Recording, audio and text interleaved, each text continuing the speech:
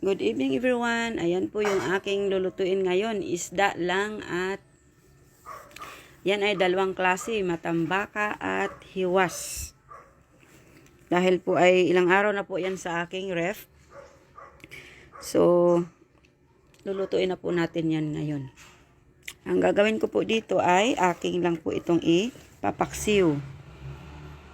At lagyan po natin ng okra para may gulay din po tayo. Ayan, isda-isda lang po tayo para healthy po lagi. At yan po ay para sa akin.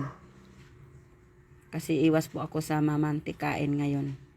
Para iwas high blood.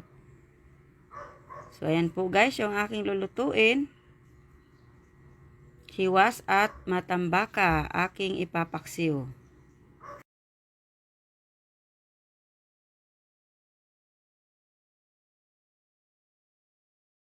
Diyan na nga guys, nilagay ko na sa aking kasirula at nilagyan ko na ng aking mga rekado.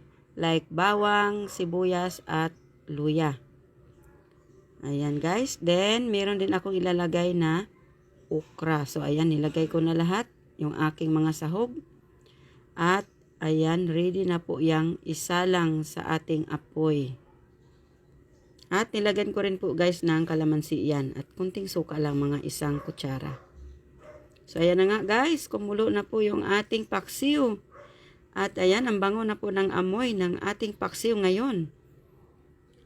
Sa amoy pa lang, mapapakain ka na guys. At yan nga po guys, habang nagluluto po tayo ng ating paksiw, ayan. Nag-video din po ako sa aking sarili para makita nyo naman itong aking muka. Ayan. Smile lang po tayo guys para masarap yung ating niluluto. At ayan, titingnan natin kung ano na pong resulta. Ayan na nga po, ayan, kumulo na guys. Ayan, at malapit na pong maluto yan. At yan na nga guys, takpan muna natin ito saglit at hintayin nating maluluto.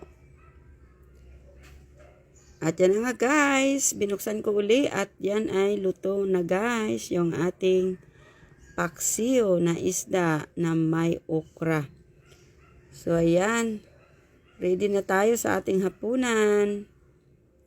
Ayan po yung aking ulam ngayong gabi.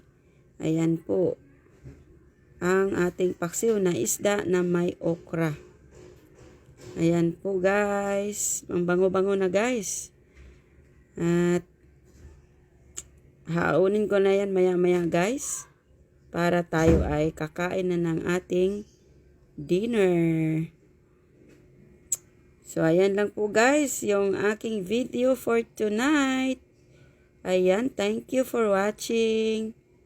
And ingat po kayo palagi guys. And see you on my next video.